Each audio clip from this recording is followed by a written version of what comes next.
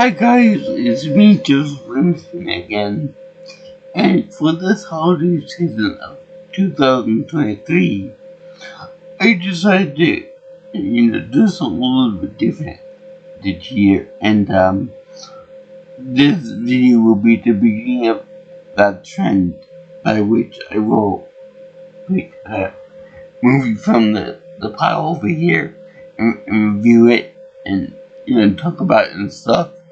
And it's like what the Angry Video did with his viewings, obviously. But when he did it with wrapping paper, and these hands aren't made for wrapping paper, so it's meant for taking it off in a very messy manner, as I'm sure everybody did. So for this Christmas, I would like to pull out movies from the pile and I'll talk about it.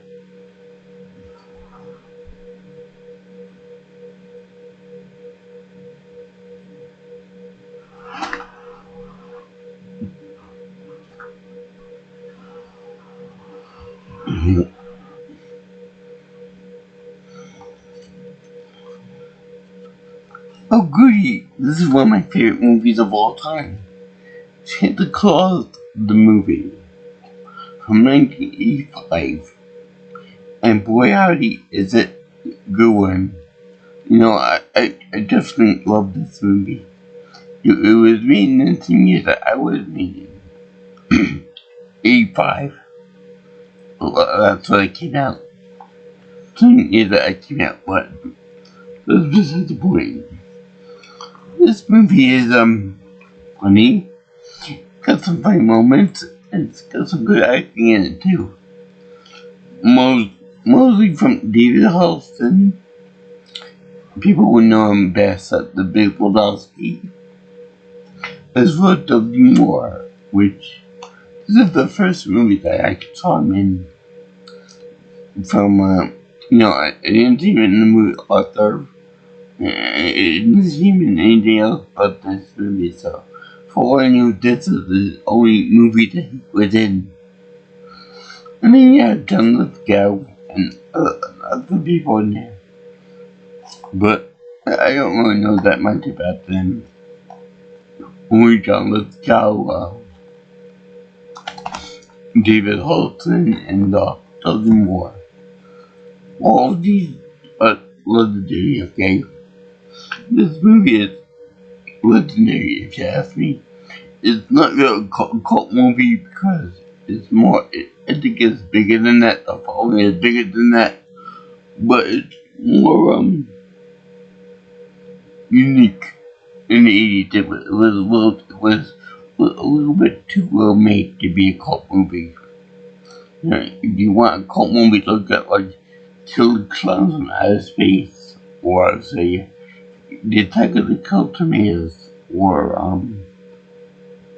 some of the Godzilla movies. Those are cult movies with a blob. This is a little bit too high budget. I mean, obviously you can tell that there are some cheap green screen effects in the movie, but anyway, this movie really does try to bring home the realism of Santa Claus, and it goes into the origins of Santa Claus. For example, they show a Viking-ish village, which which the idea of Santa Claus really did happen. Well, not really happen, but it had been in legend. And they was St. Nicholas that brought toys and was a patron of children. So in the beginning, there was the Viking village, and they had this old lady telling a story about the Vendicum, which is, I guess, some ancient word for elves, and they prefer to be called elves, not Vendicum. But I really the way that all they tell the story, especially with the way your eyes light up whenever she means the word Vedicum. Yeah, I just love the way she says that. So we see that this guy, his name is Claus, goes to this town, this village, and brings toys that he caught himself to little kids in the whole area. And they all gathered in this one house because it'd be kind of hard for him to go across and now. The liver has to have like a toy version of a DoorDash. So you do this, and then his face lights up every time he brings toys to children. And when they're handmade, and number two, he just loves to see all the little kids' faces light up whenever they get something from him. he goes with his wife too, which is actually pretty progressive compared to other stories about Santa Claus, because usually they have the wife stay home and take care of the elders, the cooking and stuff like that. So it's kind of progressive, and they show his wife there, and she's pretty nice, pretty helpful with some of the things. But then they also show that he has two reindeer. I forgot the names offhand, but two reindeer. I know Arnold Schwarzenegger will take care of that for me. He'll tell me what they are. So then they end up leaving that one village to go to another village and bring toys to them. Now, this movie is very good in the fact that it showed the origin of Santa Claus. But what they don't do is they don't cover any of the religious aspects of it. Jesus Christ, his birthday, that kind of thing, or his first birthday. So they don't really gloss over that. They mention that Noah's Flower and stuff, but it could be seen as as sort of like a materialistic type of thing. It's weird like that. Like, if you read the wrong way, it could come out like, the Christmas is about toys and presents and all that. But for those who really follow Christmas, it's not really about what you give, it's the process of giving it. It's seeing the joy in other people's faces when you give them a gift of whatever value that may be. Might be $5, it could be like $1,000 gift. Which is the idea about seeing joy on people's faces. That's the point here. So they show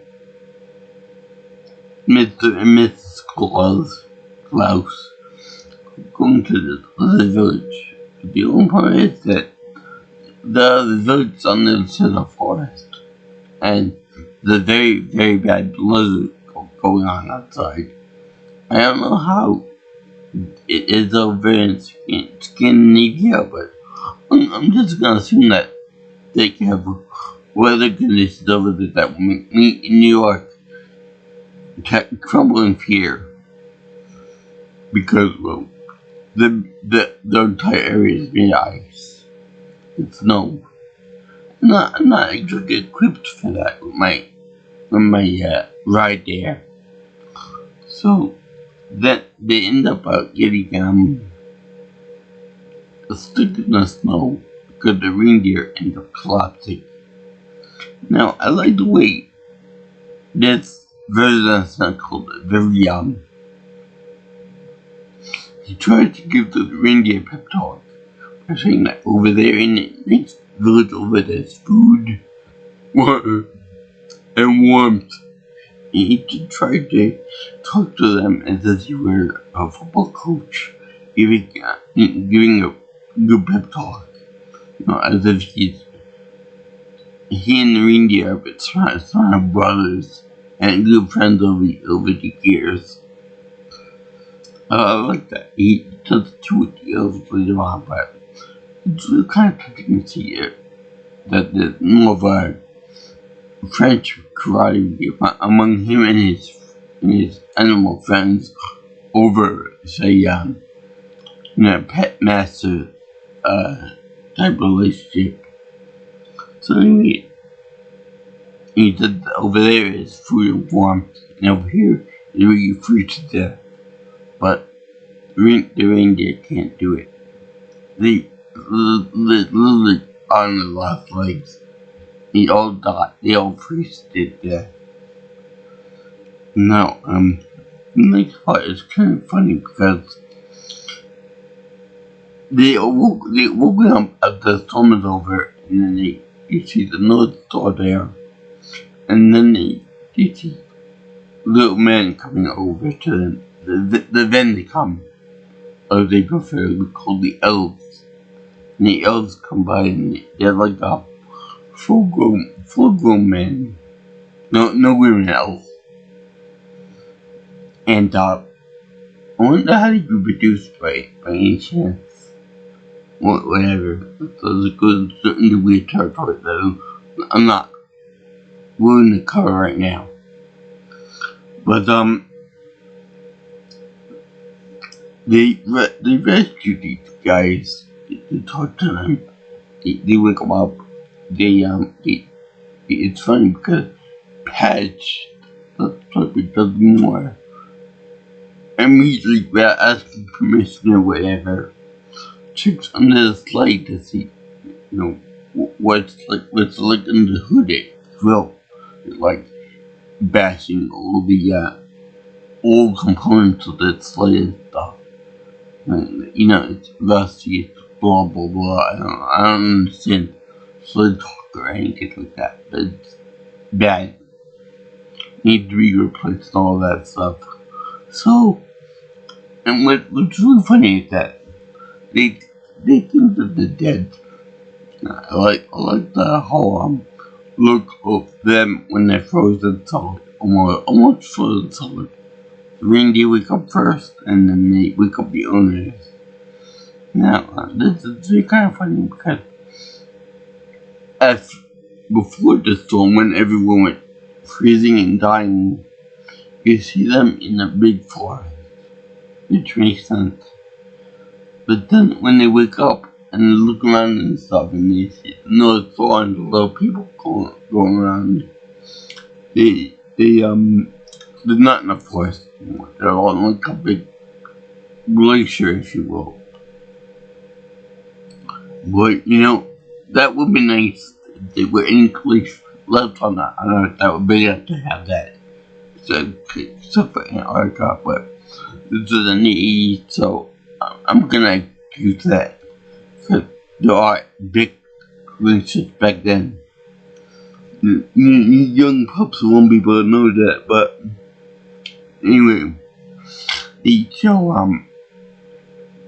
the weekend going to the workshop, which I like the way they portray that workshop as like on the solid ground, because if you look at the North Pole on the map, it's in the middle of the ocean.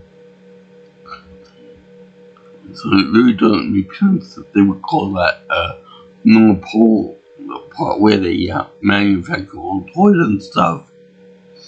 So they end up saying that, not everyone can see the North Pole, the workshop. It takes a burden of extraordinary love and extraordinary care to see that. That's why you and me and everybody else can't see can't see it. Now, it's a grand thing when they go to this place, it's like, all for one and all that. Like, oh my god, this is magnificent. All these toys, all these goodies, cooks and all that.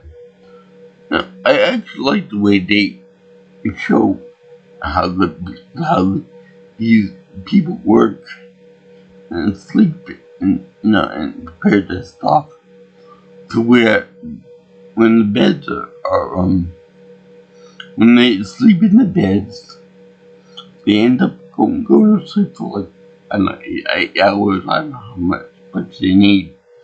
But then when they wake up, they end up turning the little name tags on them to be the next person that floats in the bed. So it's more like they sleep in shifts, which is actually kind of a clever idea to show how they actually do it.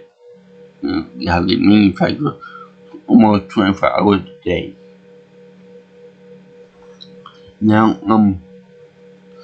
we believe that Santa Claus was like the big cheese of the North Pole. That he was the big man, if you will, no pun intended. That he called all the shots, he made all the decisions, he worked the slaves to the bone. But no, there's another character in it, like Burgess Meredith. Yeah, the guy that played the penguin in the movie, in the TV show. And yes, he's the guy that played Mick from Rocky. He played the ancient elf, this highly respected, I guess, leader of the elves. And he's the guy that bestowed the honor of Santa Claus onto Saint Nick in a very touching and very solemn showing. Now, I also like the fact that Claus didn't want the job. He was given the job, worked 100 hours a day, not resting on Christmas Eve. The opposite of what normal people do. In general, being kind of unhappy and miserable while doing it. He might really love the job giving toys to little kids. Now, I also like the way they show all the way that people actually they show all the inner workings of how each mechanism works, how the reindeer fly, how they get all the factory stuff to work and stuff, like in War World. I'll have to cover that movie for another day, but I have it. So, I like the way they're trying to figure out a color for Santa Claus. At first, the Santa Taylor does the green suit. Now, Mr. Claus says that's not really his color. So then someone suggested brown. That'd be a very horrible decision for brown suited Santa Claus, because not only would there be people saying that it's racist and all of this stuff, but it will also imply that something that poop, and that if you get shot, it'd be perfect to wear either red or brown, because of the value that likely when you get shot. So that would be kind of a stupid move. I think that red was definitely a good color. And also, another piece of progressive thing with this movie is that Mrs. Claus Mr. Claus caused a lot more shots than you would think. For example, besides picking the color of the suit, she also says she also makes the rule that only good little boys and girls should get presents. I'll get more into that gripe in a minute. I thought, but they do have a little bit of comedy in there. They show that while painting a toy, one of the people dips in the beard of someone else. He uses that beard as a brush. That's funny. And when he spotted doing it, the guy continued to do it like never happened. That's kind of funny. But also show that when there are also other things too, like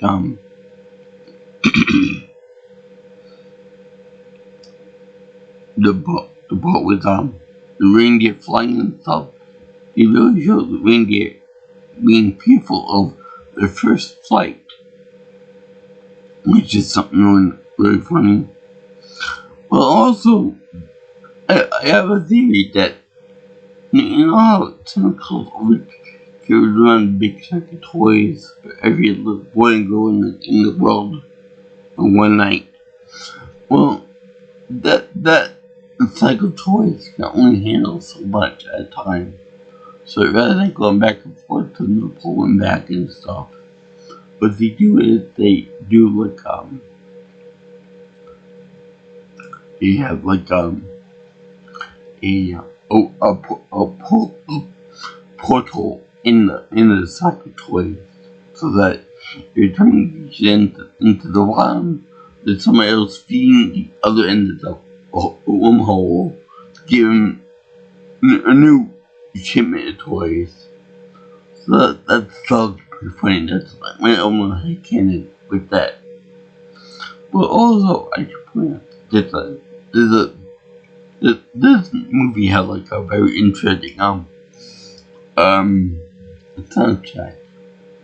For example, rather than using like copyrighted songs and things, they went with their own stuff that sounds similar to other songs. Like for example, they have that song there about Santa called "Living Toys and Stuff," but it sounds very similar to Santa Claus is Coming to Town.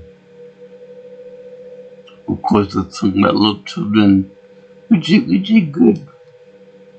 But if you got musical ear like me, you'll notice that it's very similar to the other one.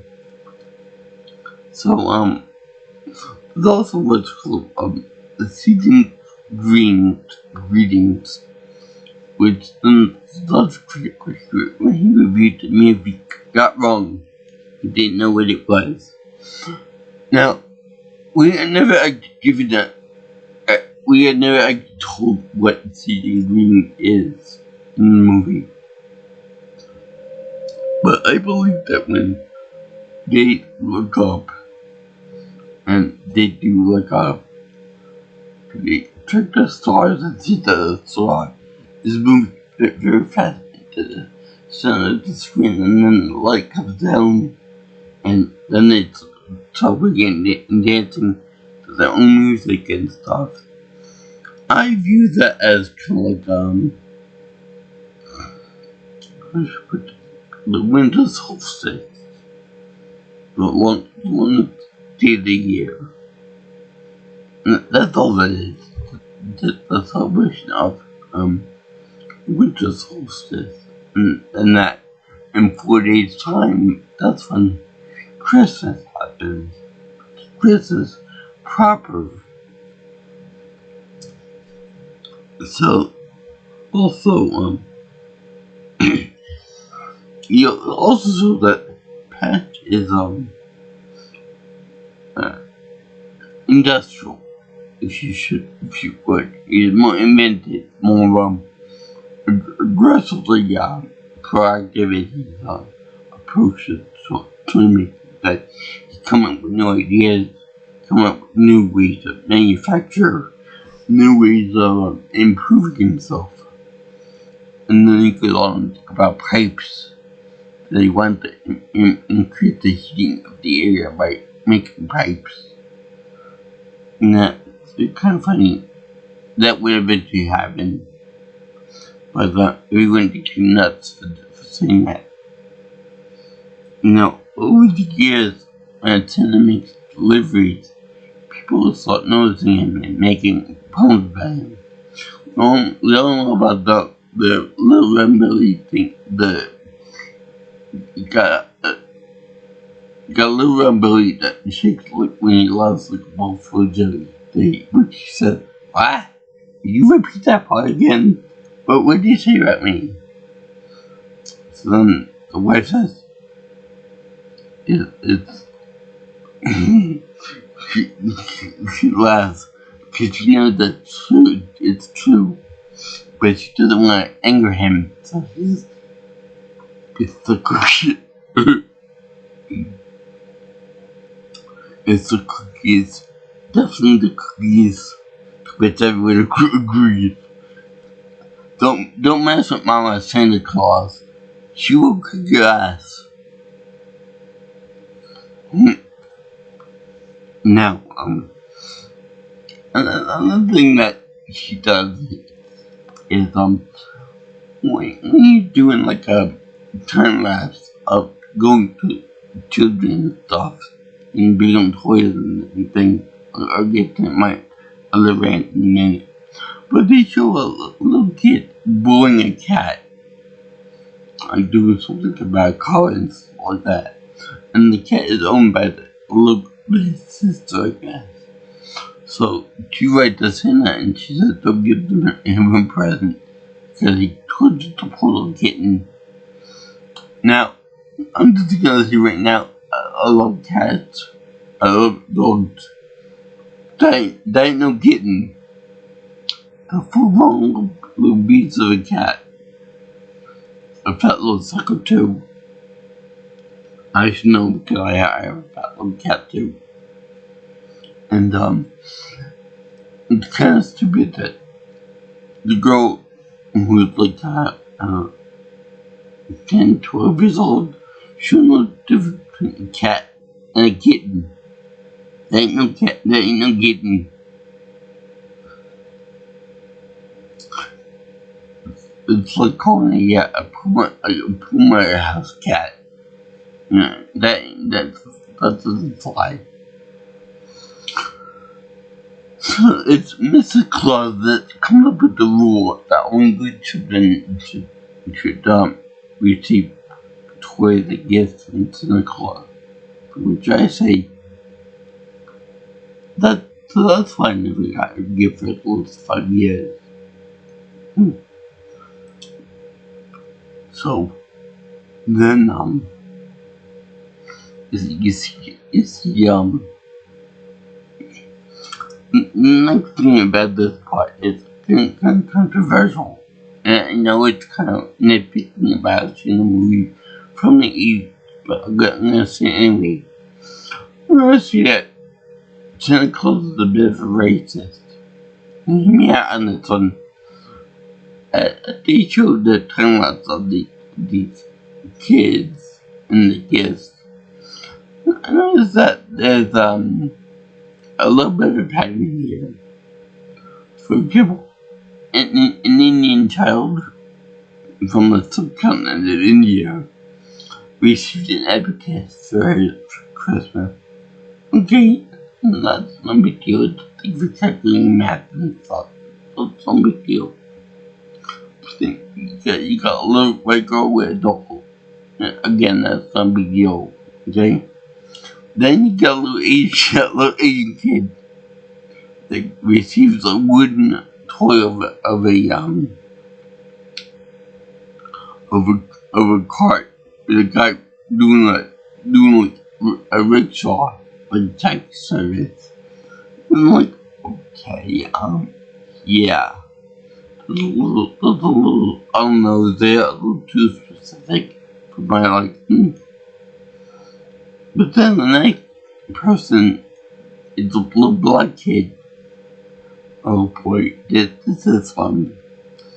Kind of weird and kind of awkward. But the kid received a mental puppet. I'm like, okay, yeah, it just got in an uncomfortable territory for me, at least. And I'm sure you guys noticed that, but it was kind of weird that would happen. I mean, it was something like a Tar Baby from the Son of the South movie, but it was still a kind of a minstrel puppet, with, like Pinocchio on the strings. But it was just weird seeing a little black kid with that. I'm sure the kid didn't know any better and all that, but it was still kind of funny. So then I thought about the tips about Indian people, and that's supposed to be good with math and good with spelling too. But it's that lost was probably because the whole name probably do with almost every alphabet letter in the world, so whatever. So then I think about that. That's really kind of racist because for the kid with the rickshaw, not all Chinese kids want to have a rickshaw doll or a rickshaw action figure, and me as a white kid, I might have wanted a rickshaw kid too for Christmas.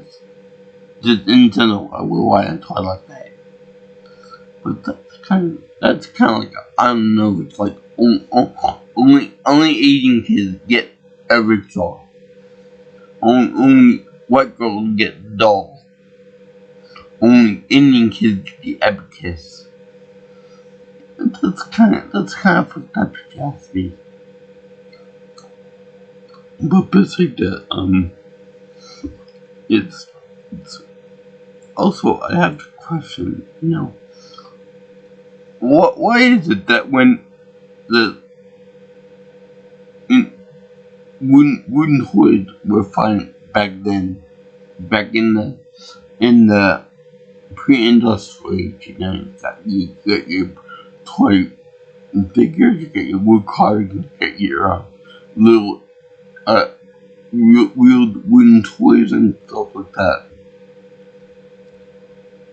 And your rocking horses, so on and so forth, little wagons and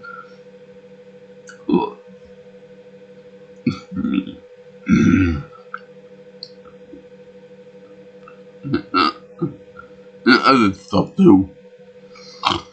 Now, later on in the movie, they show like more technologically advanced toys, more of stuff to talk, like higher on the technological scale. Like you see a wooden figure of a F1 car. You see a little figurine of a old-fashioned choo-choo train. You see a old-fashioned wooden bullet train figurine. And you see a wooden one of a jet fighter plane.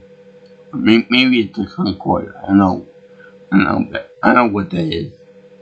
It's a fancy new plane. So, my question is, who would buy a wooden toy of this for their kids? And wouldn't the elves have to upgrade to, like, say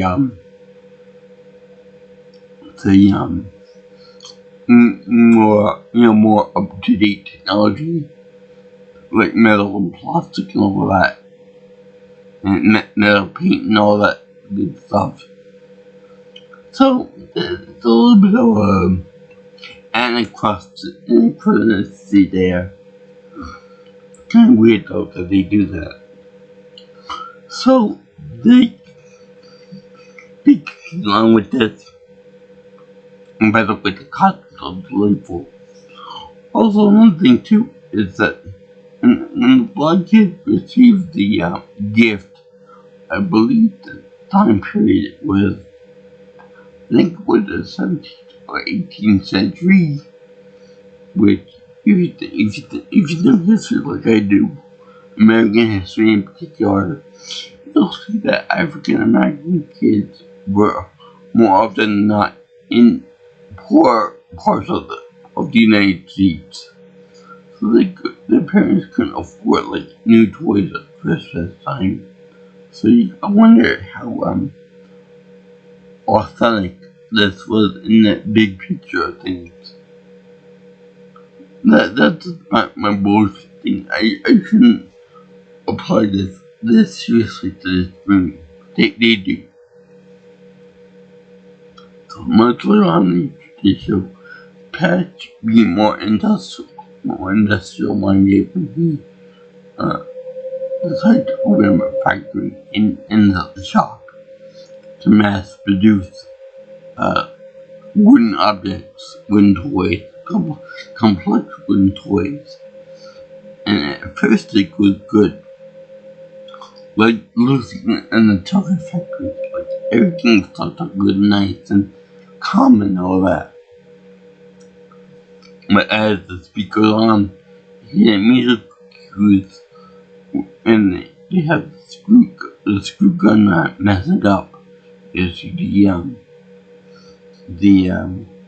but I wonder how that works out, with the screw and stuff, and one screw that's missing or goes wrong and the whole thing goes completely nuts. And where would they take that? That'd be such a good idea, So then they show the items not come out good, not being quality controlled. Whereas the guys that do it the more traditional way, putting everything together by hand and stuff, they're more or less like on some of the line of paint jobs or putting together stuff, and it's just slower, but it's more quality involved with it. And they end up losing to Patch actually wins because back in the 80s, I believe that the population of the Earth was somewhere around, it was past 6 billion. Wasn't quite up to 7 yet, but it was close to it. Anyway, you had to compensate for that amount of children on Earth. So they do the best they can by mass toys. They should be up to like silicon chips and video game systems and TVs and stuff like that. So anyway, toys end up backfiring on everybody. They get returned back into the same children that sent the received letters, and they say that they never got returned before. Well, I guess it's the first time for everything. So they get returned and Patches kicked out of the place by not very forced by choice. He leaves out of the space because his big idea of automation failed. So then the traditional guy comes in taking place, not by choice. And then they show him, said and all that. And even the reindeer cry. I didn't even know reindeer could cry. I mean, I'm pretty sure that when they do the reindeer, they do a puppet job. Now, puppets are excellent in this movie, that's what it was. And the animatronics were great. I wish they would do more with those, but whatever. You also have obvious green screens in the movie too, or blue screens, whatever you prefer. So, they have them doing that. And then they have, during the course of the movie, to show, Santa Claus meet Joe, a homeless boy. no relation to me whatsoever. So they also have this kid called Cornelia, which happens to be related to the uncle, which happens to be related to the decade of the movie. A big business guy named I forgot what his name is, but it can be anybody. It can be any toy manufacturer or Donald Trump, for example, in which he tries to scam people by giving toys to kids, like with glasses and teddy bears, and with catch on fire and all that. He cracks jokes about it too. He says, "Oh, well, we've all known that smoking lives at the house. Yeah, but smoking is at the house. But if you add the risk of like laying your dog on fire, that's horrible. And I mean, you have to really put effort into making toys this dangerous with asbestos in it too." So, then when Doug Walker reviewed this movie, he said that he doesn't know what the word step uncle is. Step uncle is really easy to know. When your biological aunt marries somebody, that'd be your uncle, right? But then she divorces him and then marries somebody else, that is your step uncle. I know I have one step uncle, and it's pretty never mind that. I don't want to say it, but he's my step uncle, and proud of it too. So they show that this kid, these two kids, the girl is more prim and proper, the boy more rough and more of a gangster type of guy, homeless and stuff. The only one in New York City, mind you, when home child ever. So he doesn't really believe it's Santa Claus because he never got anything for a gift. The little girl does. So they end up becoming friends with Colt and with each other because she leaves them for all time, and so does too. I would think that rich person wouldn't sort of for anybody, but whatever. So the course of the movie, is Pat meeting up with the uncle, the step uncle, who has no credibility with the public after his trial. So he offered to make a commercial with him, offer him a free thing to help it boost the sales and popularity. And he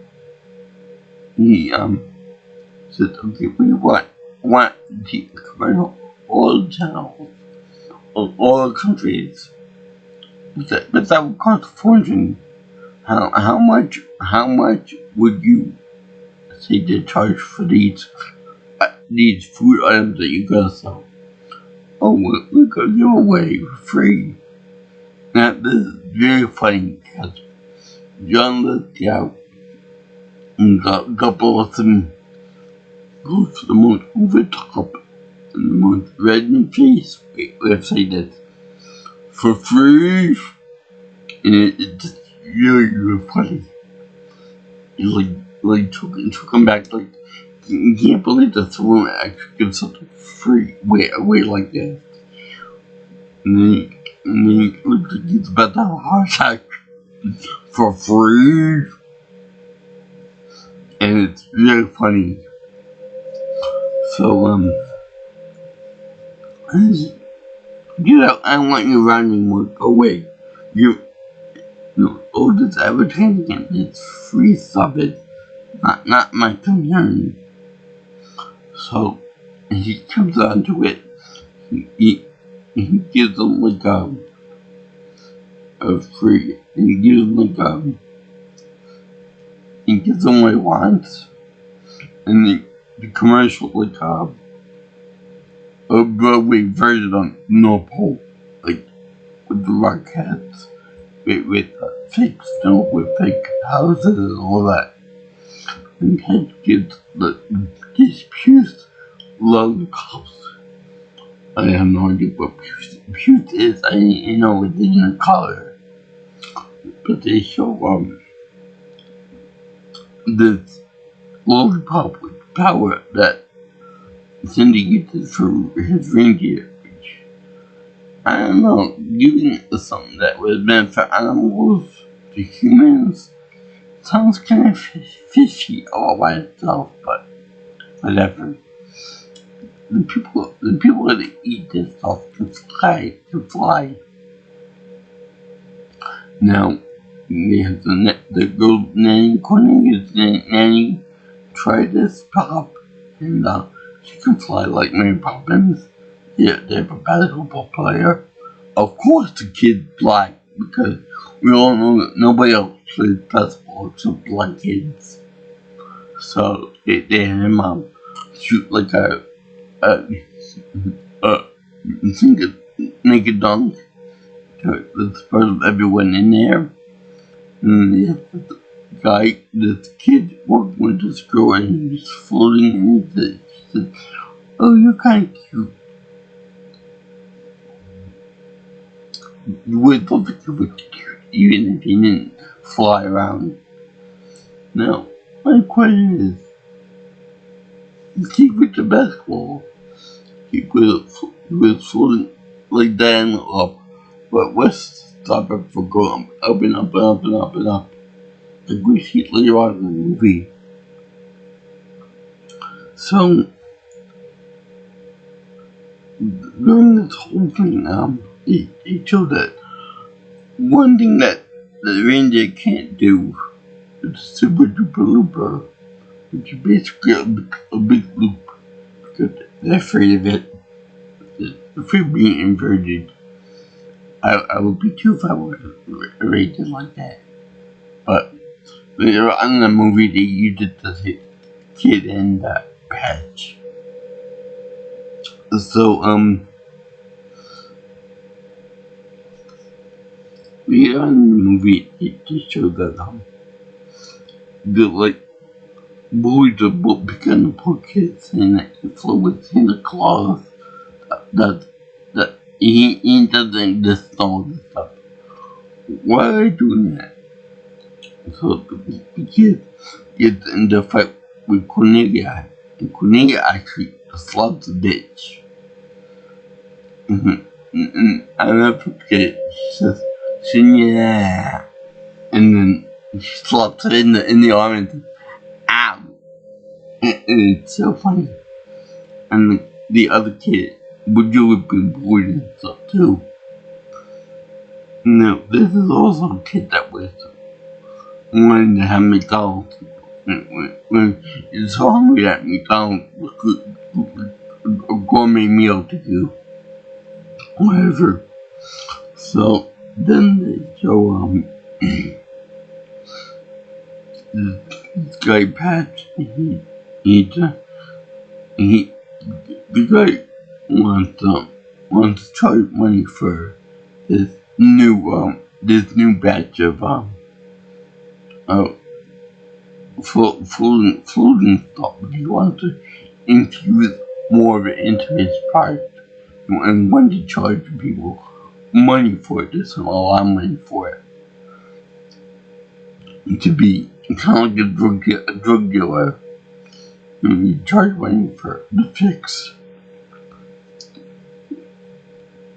I will want, if I with me, I will want to fly to Hawaii or Tokyo or something like that, or Paris. So anyway, these two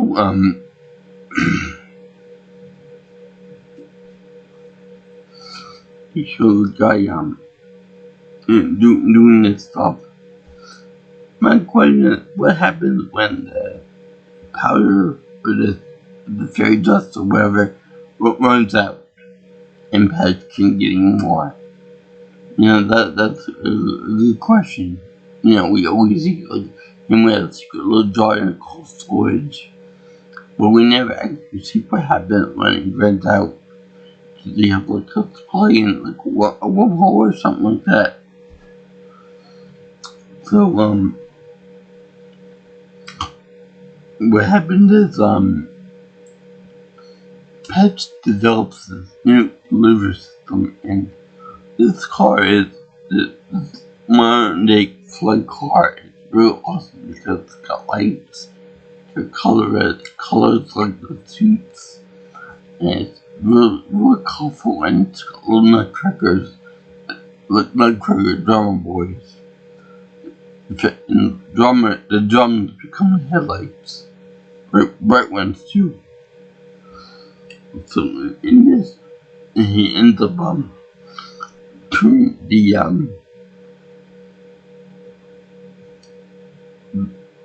lollipops into Kings. Now, that's always curious. If you want to go for holiday theme, why go for lollipops in the first place? Wouldn't it make more sense to make them into like points of the plants with something to do with the holiday of Christmas, like maybe a tree or something like that. Why lollipops? Would you the lollipop would be more associated with Halloween or something like that? Like with the spiral sucker or something like that, But apparently not. So then it's Patch find first of all the woman little sidekick guy that gets away with Pepper Woody Allen is captured. Tells the big guy that this new batch of Kings are so volatile that when they're overheated, they run the risk of an explosion. So that's very bad for anyone that gets anyone too hot. Too hot, and they go boom, like not just a little itty firecracker boom. I mean like they explode. So they say from their radiator, and then they blow up. To which the guy says, this stuff can kill people, and the big guy says, how dare children have raised in the house? Don't tell anyone. Just let the elf take the damage, and we'll be on our way to Brazil, where they can't be extradited for the crimes. So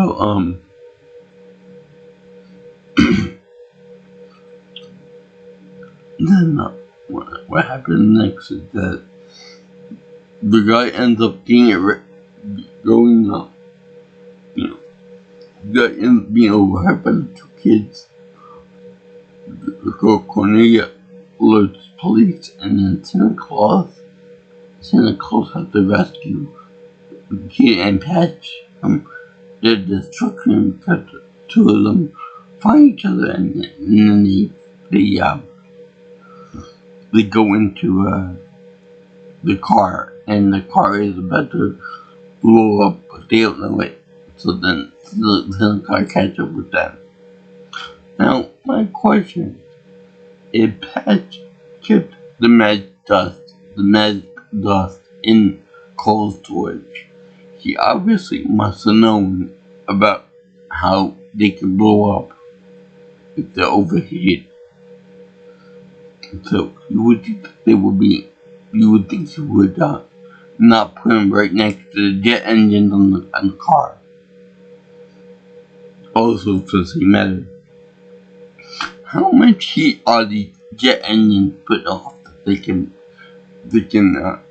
overheat these candy canes because candy canes are in an open back car, so the air would dissipate somewhat, and even though they go inverted a few times on the flight, none of the candy still onto intestinal. So what's really funny is when the number one, Don Lithgow wants to promote the new canteens for a new for a rush job for what he called picture me with a cigar in my mouth, and then we're gonna have a new holiday. It's called Christmas too. So it's really funny. But then when the cops get involved with that, look, women guy gets captured and put into the back of the car, and the big guy wants to escape. So he eats a bunch of canes, and he's ha ha ha ha. I'm gonna jump out the window, and he pops a big one into his mouth, like a big scar. Jumps out the window, and then he floats away into space. By the time I do this video, he's probably in Avatar somewhere, and we're never giving up the limitation of when he's when it's so dissipated in the system. For if you just poop it out, you'll be fine afterwards. So you see them chasing out this new finger car in old fashioned sleigh, and you see the reindeer trying to keep up with him, and he said the only way that we're gonna be able to catch up with them in time is to do the super duper Uber underneath them. This is actually kind of emotional, for me at least, because the super duper Lubit's always been something that they could never do in the city. Well, I missed the Twin Towers. But anyway, you do the super duper Looper, and you see the way Pet's eyes light up when he sees them. And they eventually the car ends up smoking in the back because of the 1906, and then they two as the characters go up on top, and explodes, causing them to fall down below. And just in time they first called to get them. And you would think that they would just go underneath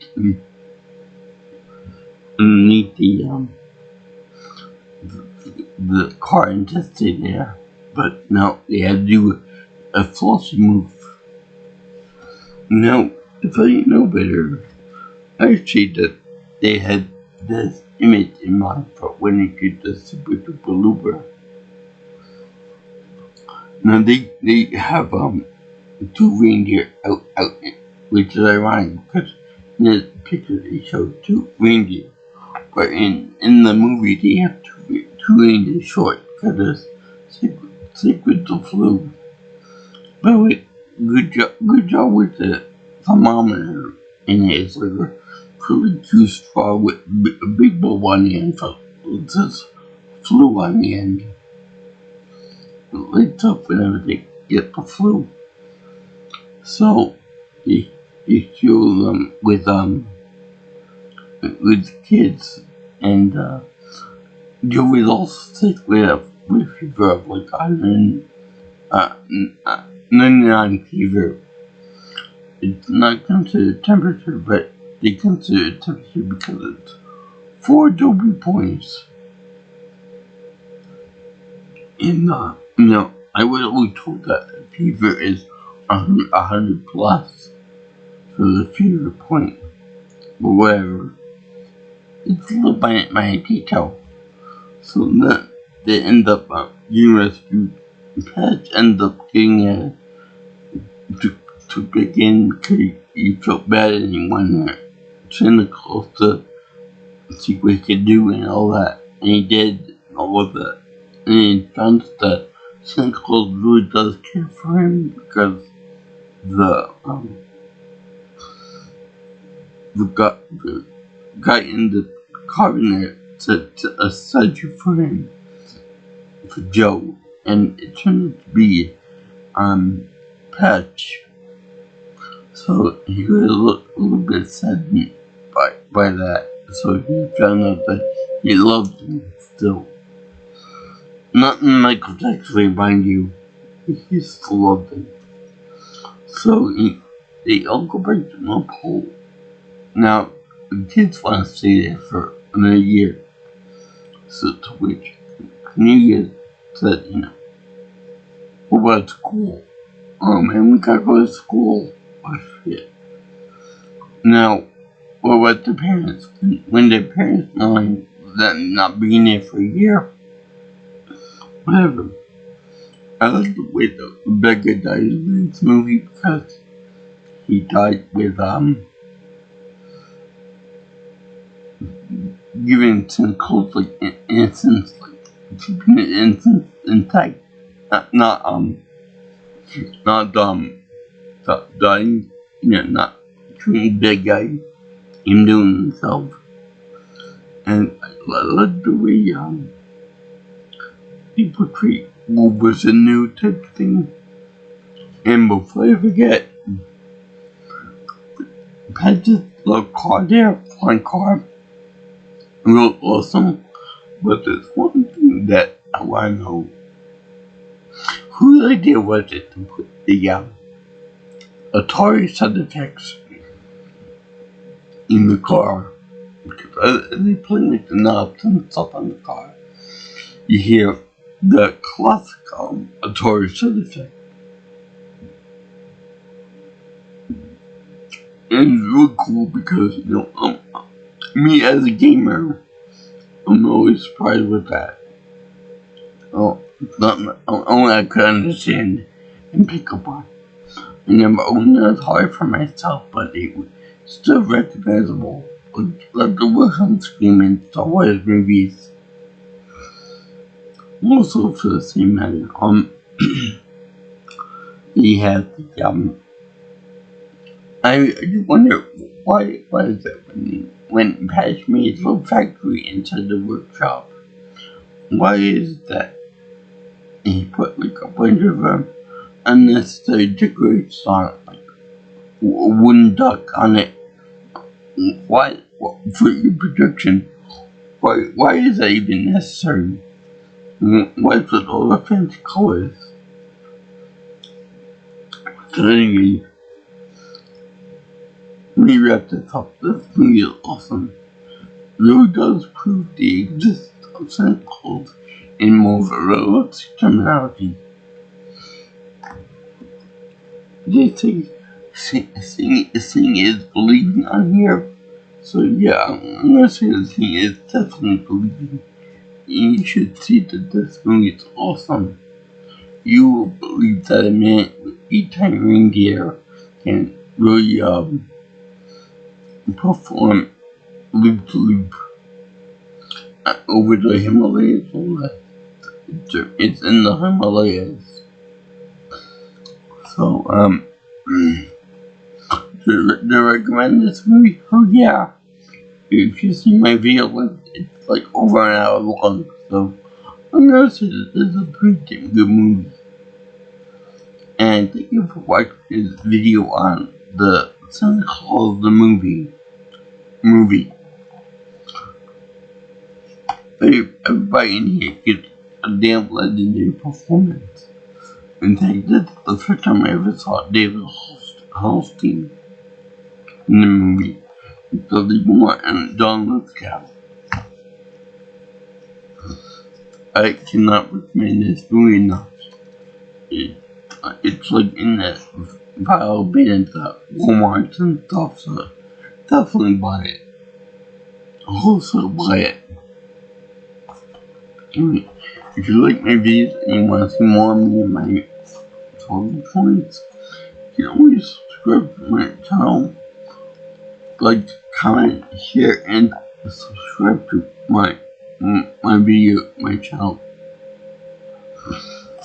Or if you got any more future project ideas for me, or if you want to see anything else you want me to put, just call me or text me with any future projects and stuff at 631-707-3707.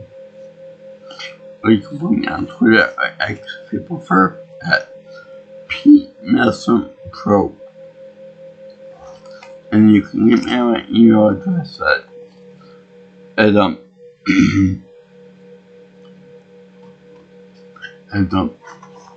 jjviewingchannel at gmail.com. jjviewingchannel at gmail.com. So, I want you to remember Mrs. Claus called close huts. She wears the pants in the family. She's the one that said the color for the suit, as well as the rule change of naughty children don't get a gift for Christmas. Anyway, I just love you guys, and remember, have a happy Hanukkah, have a happy Kwanzaa, have a happy life day, have a happy shut the fuck up day, and just happy holidays and happy New Year, and I'm gonna pick up the next one from over there to talk about. So, see ya. Aloha.